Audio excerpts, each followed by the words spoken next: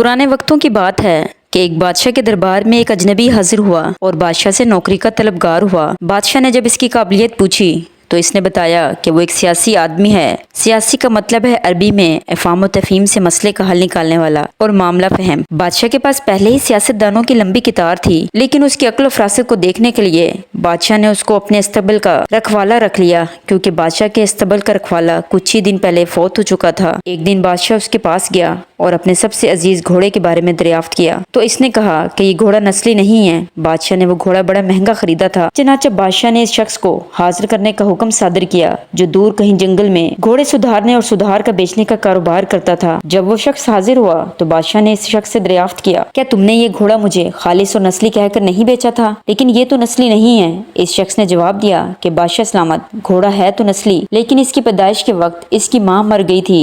चनाचा ये घोड़ा एक गाय का दूध पीकर बड़ा हुआ है और इसी गाय के जेर साया पला बढ़ा और बचपन इसने गाय के साथ ही गुजारा है। बादशाह ने इस शख्स को रुखसत किया और अपने अस्तबल के रखवाले को बुलाकर पूछा कि तुमको कैसे पता चला कि ये घोड़ा असली नस्ल नहीं है? इसने जवाब दिया कि घोड़ा जब घास खाता है तो सर नीचे करके गायों की तरह घास खाता है, जबकि नस्ली घोड़ा घास मुंह में लेकर सर उठा लेता है। बादशाह इसकी फरासत से खासा मुतासिर हुआ और हैरान हुआ और इसके घर में अनाज, घी, बने दुम्बे और परिंदों का असली गोश्त बतौर इनाम भिजवाया। इसके साथ इसको अपनी बेगम के महल में तैनात कर दिया। कुछ अरसे गुजरने के बाद इसने अपने मुसाहिब से अपनी बेगम के बारे में राय मांगी तो इसने जवाब दिया कि इसके तौर इतवार तो मलका जैसे हैं, लेकिन शहजादी किसी बादशाह की बेटी नहीं है। ये सुनकर बादशाह के पैरों तले जमीन निकल गई, क्योंकि इसकी बीवी एक बादशाह की बेटी थी। बादशाह ने अपने हवास दुरुस्त किए और अपनी सास को बुलाया और मामला इसके गोशी नजर किया। बादशाह की सास ने इसे जवाब दिया, हकीकत यह है कि तुम्हारे बाप ने मेरे मियाँ से हमारी बेटी की पैदाइश पर ही इसका रिश्ता मांग लिया था, लेकिन हमारी बेटी 6 माह की उम्र में फौत हो गई थी। चनाचा हमने तुम्हारी बादशाह से करीबी ताल्लुकात कायम रखने के लिए इस बच्ची को अपनी बेटी बना लिया और इसकी परवरिश की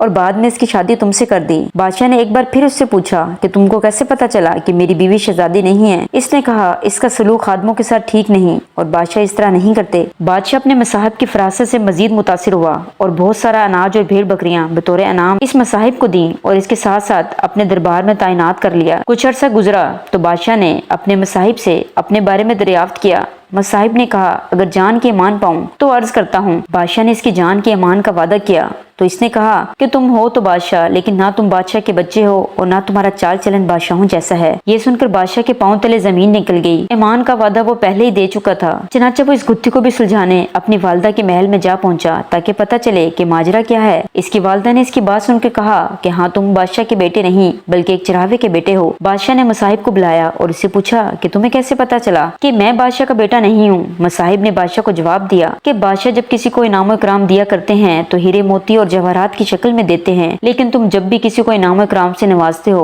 तो अनाज और भेड़ बकरियां और खाने पीने की चीजें अनायत करते हो। ये असलूब किसी बादशाह के बेटे का नहीं बल्कि किसी चरावे के बेटे का ही हो सकता है।